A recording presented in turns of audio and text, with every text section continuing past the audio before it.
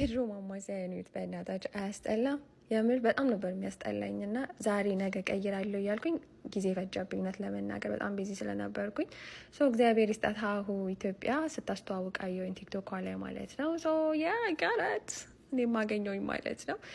በጣም ነው የወደድኩትኝ። እውነት ለመናገር እንጨት ማማሰያ በጣም ያው አስፈላጊ ነው። አሁን ላይ በተለይ ነንስቲክ የምትጠቀሙ ሰዎች ካላችሁ ግዴታ እንደዚህ አይነት ማማሰያ ነው መጠቀም ያለባቸው። ያለበለዚያ ድስታችሁ ተመልሶ መያዝ ይጀምራል ማለት ነው። እና በጣም ነው የወደድኳትኝ። ኪችናችሁ ውስጥ ራሱ ስታስቀምጧት በጣም ነው የምታምረው ከነ ማስቀመጫዋ ማለት ነው። በተለይ ደግሞ እንጨት መሆኑን በጣም ነው የወደድኩትኝ።